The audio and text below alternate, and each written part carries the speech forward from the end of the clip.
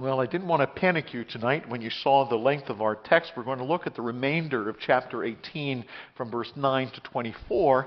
The text is a little longer, but the sermon will be a little shorter tonight.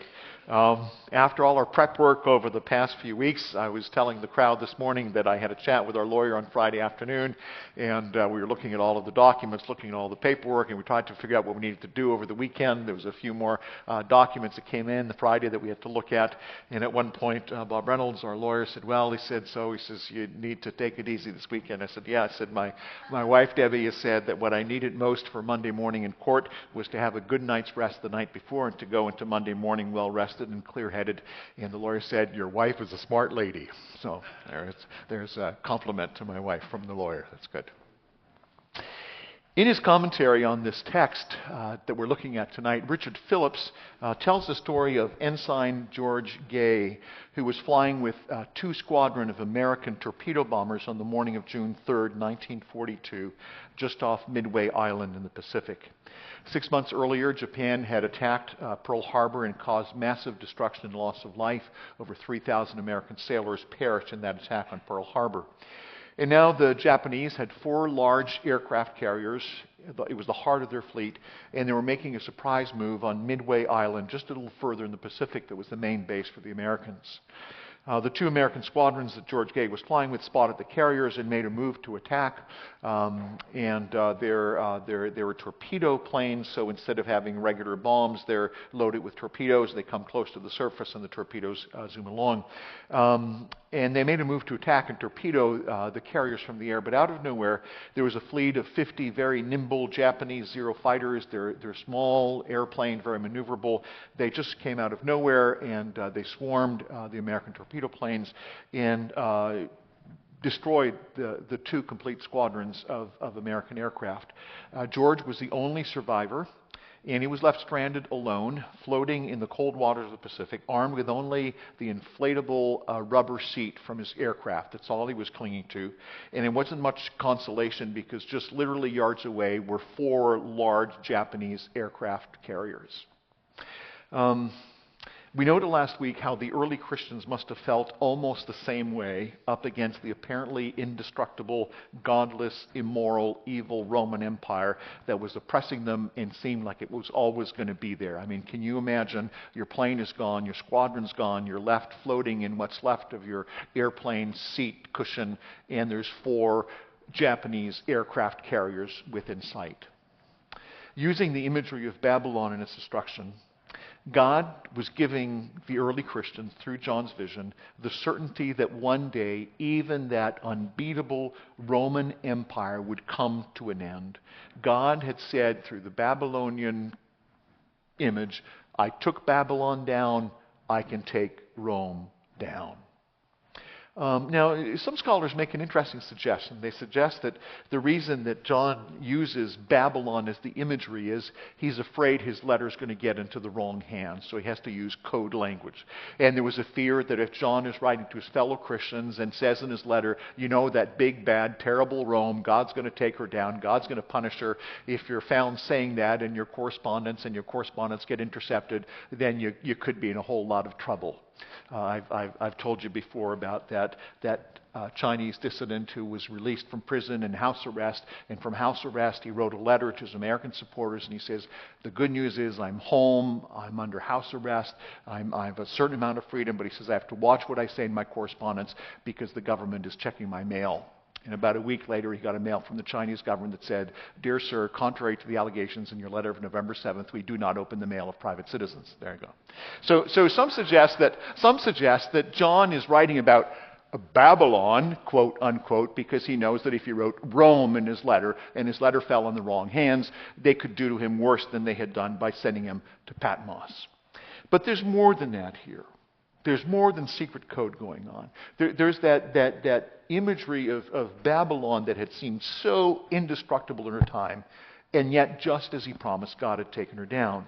And he would do the same thing to the Romans. And John reminds us of that Babylon link by doing something interesting. He not only used Babylon as a code name, but when he writes the first beginning parts of chapter 18, there's entire verses from the beginning of Revelation 18 that are actually lifted from Isaiah's prophecies against Babylon. So John is saying, remember Babylon. Remember what God did to Babylon. And he uses quotes from Isaiah that spoke about the destruction of Babylon. Now he does the same thing tonight, and he does something weird. As Revelation 18 moves on, he keeps talking about Babylon, but he uses another Old Testament imagery. And in the second half of Revelation 18, he's not quoting from Isaiah anymore. He quotes from Ezekiel 26 and 27. And in Ezekiel 26 and 27, the prophecies are not against Babylon. They're against another great city that had given Israel a lot of trouble. It was the city of Tyre. And God is saying that if he took down Babylon, and if he took down Tyre, he can take down Rome, and Rome is no match for him. And the prophecies in Ezekiel 26 and 27 are really quite startling. God says stuff about Tyre that when the prophecy was made, you think, where is this coming from?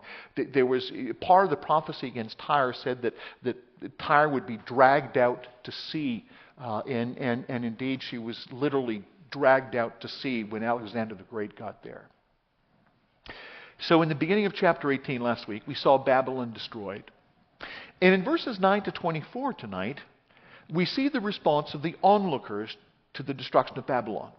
Last week we were in Babylon as it's getting destroyed. In verses 9 to 24, there's the audience watching. And there's four groups of people watching Babylon get destroyed. And we're going to see the reaction of these four different groups. First comes the kings of the earth. They have a response. So Revelation 18, if you've got your Bible with you, and starting at verse 9. And the kings of the earth who committed sexual immorality and lived in luxury with her will weep and wail over her when they see the smoke of her burning. They will stand far off in fear of her torment and say, Alas, alas, you great city, you mighty city, Babylon, for in a single hour your judgment has come. That single hour judgment coming, that's really telling. You remember Babylon when she went down, when the king ordered the vessels from the temple to be brought to his wild party, and then suddenly overnight, and literally in an hour, the Medes and the Persians were digging under the city, and from the moment the king knew he was being attacked to the moment he was killed, there was less than an hour that elapsed. It was just that quick. Literally like that. In the flash of an eye, Babylon the Great was gone, was wiped off the map, and the Medes and the Persians came in. And so it's going to be sudden, it's going to be quick. But the kings of the earth are watching. The kings of the earth had wanted one thing from Babylon: power. And in the days of Rome's greatness, the same thing had happened. There were hundreds of lesser kings and emperors that thrived and ruled on Rome's coattails by making mutually beneficial arrangements with her. I've told you on Sunday mornings a little bit because we're making our way through Luke and his name has come up a little bit. King Herod was a great case in point. King Herod wanted to rule over Israel, over Judea. And it was a strange arrangement because he wasn't Jewish. King Herod's only claim to being king of the Jews is that once he had been married to a woman who was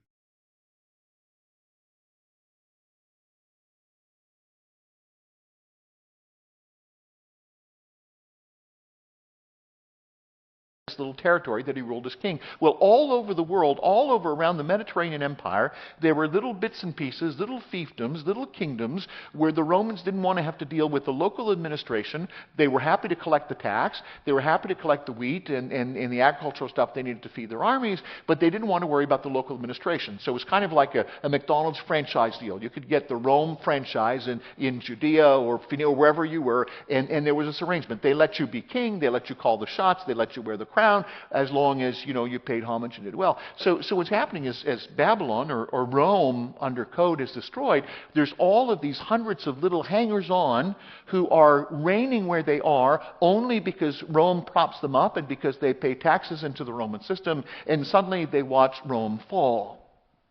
Very interesting, however, that when Rome falls, it's very clear that they have no love lost. Is that the expression? They have no love lost for Rome. As they see Rome fall, they don't come running to her help. She goes down and it's like, oh, look at that. Isn't that too bad? Well, going to stay away. Well, look at that. Who would have thought? She's gone.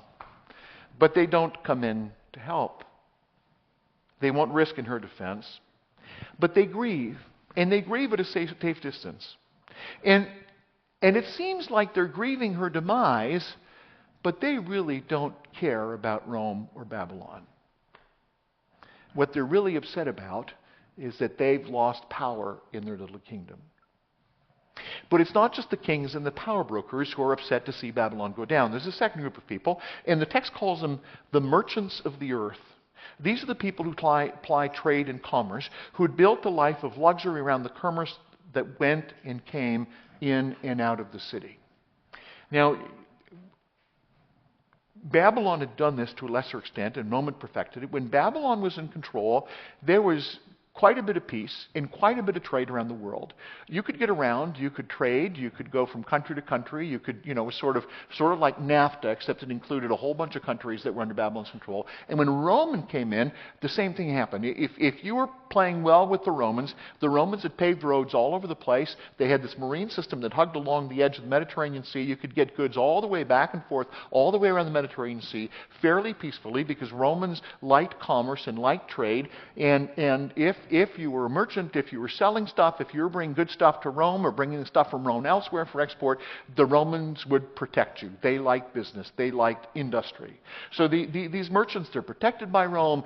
Business is good. There's this trade back and forth. And particularly, the people of Rome, with all of their wealth and opulence, they want all the best stuff. They want all the good spices, all the nice gold, all the nice clothing. Bring it on. So verse 11, see the reaction of the merchants when they see like their good thing is gone. Their good gig has disappeared. And the merchants of the earth weep and mourn for her, since no one buys their cargo anymore. They don't really care about Rome and Babylon. What they're upset about is nobody's buying our stuff anymore because Rome has fallen.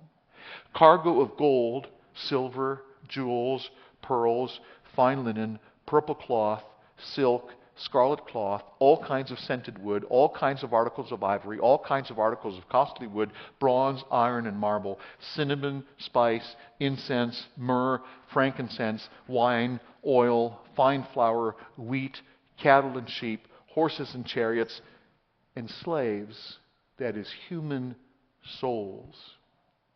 The fruit for which you longed has gone from you, and all your delicacies and your splendors are lost to you, never to be found again. It's an eerie note, isn't it? How almost matter-of-factly the selling of human souls is included in the list of cargo. This is both literal and euphemistic.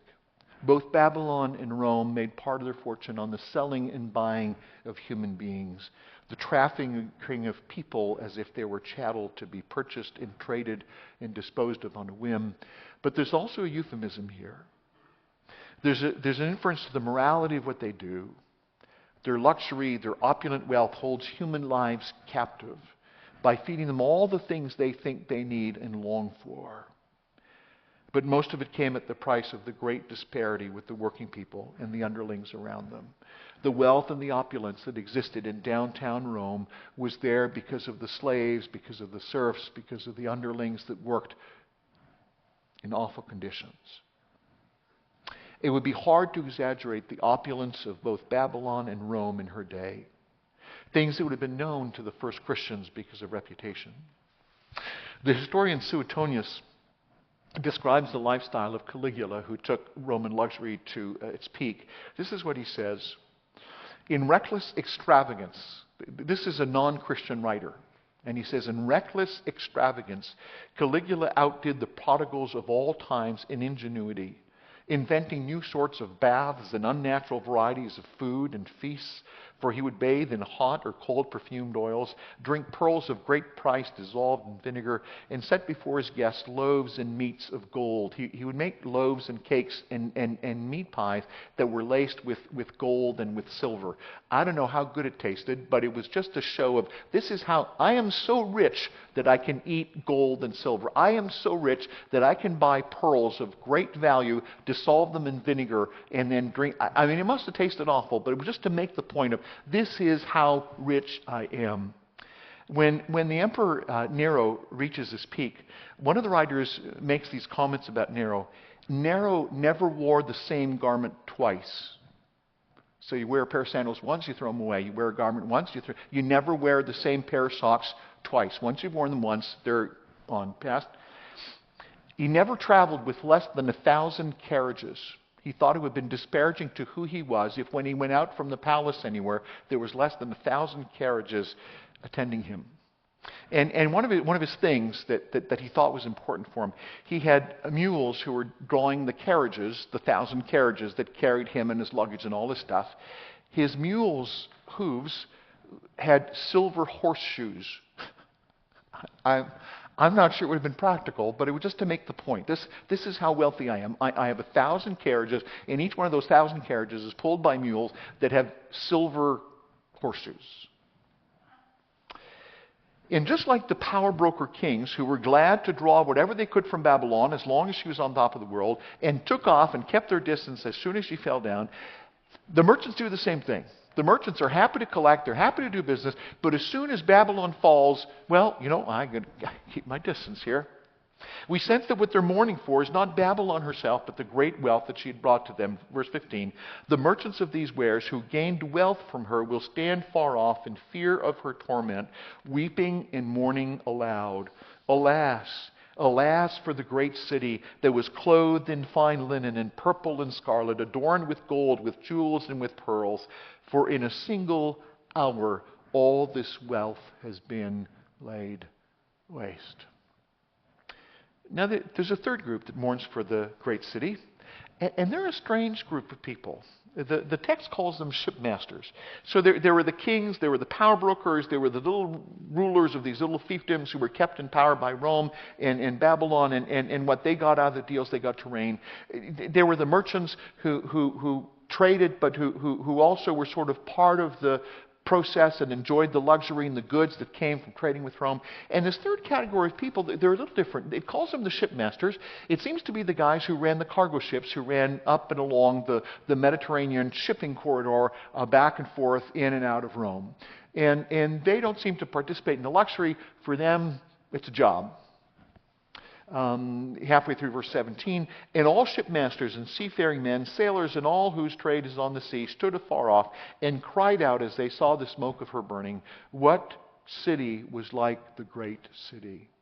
And they threw dust on their heads as they wept and mourned, crying out, alas, alas, for the great city, where all who had ships at sea grew rich by her wealth, for in a single hour she has been laid waste. So this one's a different group. The kings of the earth, it used an interesting expression, didn't it? When it started talking about the kings of the earth, it said that they committed sexual morality with her. And it wasn't literal. Sometimes we talk about two companies that are trading too closely, and we say they're in bed together. Sometimes we say there's a politician who's in bed with the unions, and it's not that they're literally in bed, but it's that. And so we went from the kings of the earth who are so close to Rome that they're literally in bed with Rome. They're just fused at the hip. They're just connected. And then we took a step back to the merchants. Well, they like the luxury. They like the Roman lifestyle. They get it when they can get it. And then there's the ship captains. They're making money off Rome. They're not part of the process. They're not apparently committing sexual. They're not in bed with her. But they're still sort of benefiting from the machine. To them, Babylon is just a cash cow. And they're just sort of sorry to see this big source of cash drying up. It's interesting, isn't it? Because those three categories of people, you look after and you think, okay, what is the degree of their guilt? How closely are they associated with Rome, with Babylon? Sometimes you every so often when somebody decides to clean up the mafia in Montreal or in Chicago or Boston or wherever, there's always this question, right? There's always people in the city who are sort of, they're part of the mafia, they're one of the hitmen, and they're connected, and they're sort of a mafia underlord, and obviously, well, they're guilty, And then sort of a step a little further away, there's people who sort of, they kind of, run the restaurant that's owned by the mafia, and it's the mafia that pays their paycheck, and they're sort of living, in the luxury that comes, but they're not really mafia themselves, but they're really sort of part of the system. And then there's people on the outside, the guy that mows the lawn for the mafia boss, and he's not really doing anything illegal, but he's pretty glad that the mafia's boss is there with his big house to pay him, $50 an hour to mow his lawn. This like, and it's interesting, these three groups of people are set up sort of more or less far or distant from Babylon and from Rome, but they're all part of the system. They might say, well, I'm not really part, I'm just cash the paycheck. I'm not really part, but they are. They're connected. In a single hour, she's been laid waste. I just want to open a quick parenthesis here. Because I'm not sure if you've ever seen this. Some of you may have, and I'll mention it to you in case you ever see it. The historicists, you remember the historicists? They think that the book of Revelation plays out through history and describes things. There's a few historicists who think that this portion of Revelation 18 speaks about the U.S. and New York City and Madison Avenue and all the wealth and the luxury. And there's I think they, if I'm not wrong, they call it sort of a meme today. So you put some text over another image, over a video. And there are a couple of memes of Revelation 18 played over the video of the destruction of the Twin Towers in New York City on 9/11. And they talk about people watching her burn from a distance. And they talk about the seafarers watching her come down in an hour. They talk about the smoke going up. They talk about the dust on their heads that spread. And some people find the video pretty convincing. I'm not sure. I'm not sure that New York City is Babylon.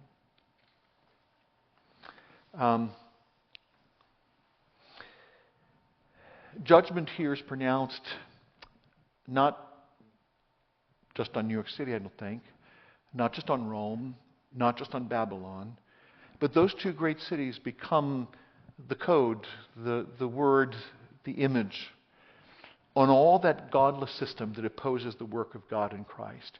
Remember, we said there's this contrast playing in these final chapters. There's two women.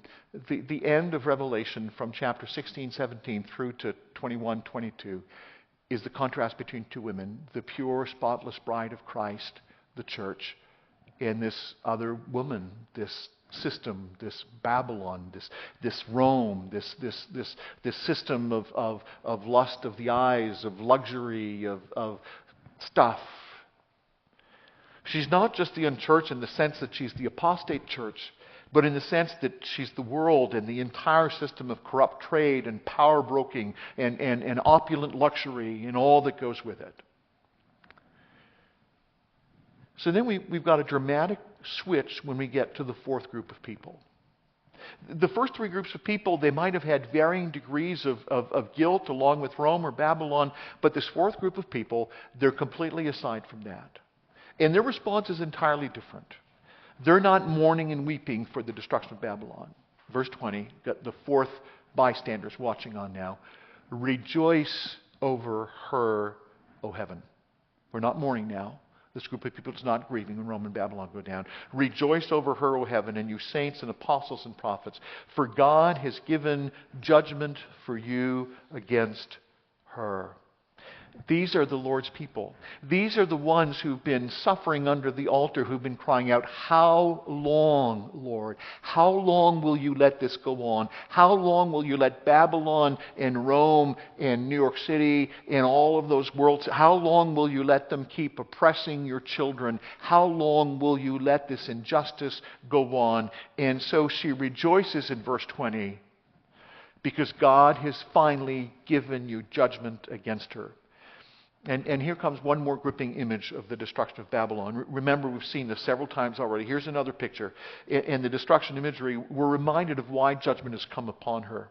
Verse 21, then a mighty angel took up a stone like a great millstone and threw it into the sea, saying, so will Babylon, the great city, be thrown down with violence and will be found no more. And the sound of harpists and musicians, of flute harpers and trumpeters will be heard in you no more. The party is over, and a craftsman of any craft will be found in you no more. All of the luxury stuff, all of the precision engineering, the $20,000 watches and all of the stuff, And the sound of the mill will be heard in you no more. And the light of a lamp will shine in you no more. The neon lights have been turned off.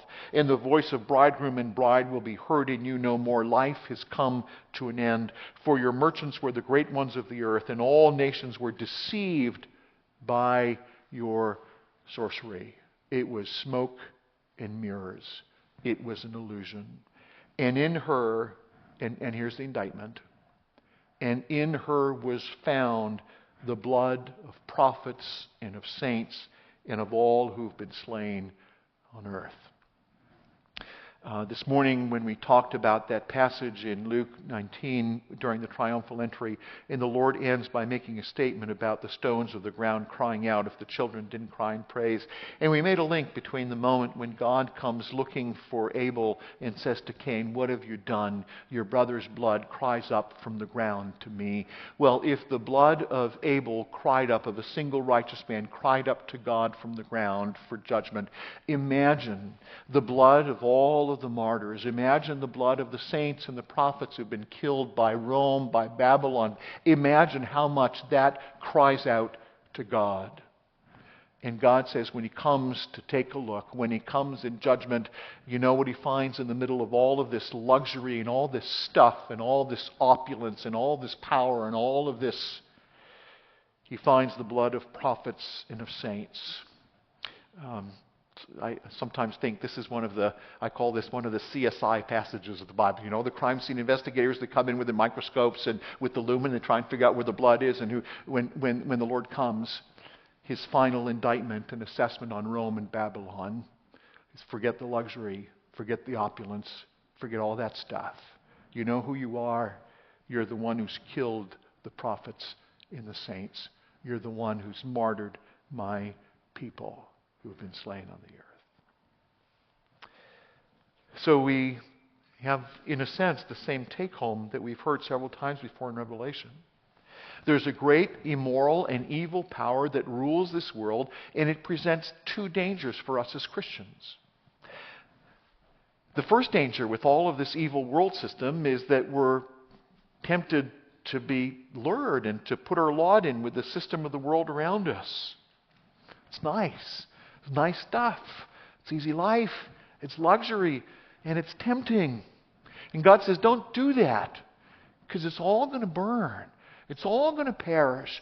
Don't get too cozy. That's one temptation for us as Christians. We see all this evil world system and God says, don't get mixed in with it because I'm taking it down. And the other extreme is we get afraid of it. We get fearful. And God says, don't be afraid of it. And the reason we shouldn't be afraid is the same as the reason why we shouldn't be tempted. God says, don't be afraid, because it's all coming down. Two temptations with the world system. Either you jump in with both feet and you're part of the system and you're one of the merchants. God says, don't do that. It's all going to end. And the other temptation is we sit here afraid. God, you don't need to be afraid, because it's all going to end. I'm going to take it down.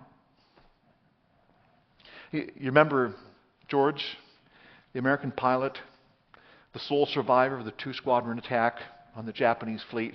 About 35 minutes ago, we let him float. We left him floating in the middle of the Pacific Ocean on a little inflatable cushion from his pilots. So George is bobbing helplessly on his little inflatable rubber seat cushion for several hours, best part of a day. And he eventually witnessed a dramatic turnaround. When those 2 squadrons of American planes came, unwisely, the Japanese fleet commander had about 50 planes, and he sent them all to attack the American squadron. And he left the 4 aircraft carriers unprotected.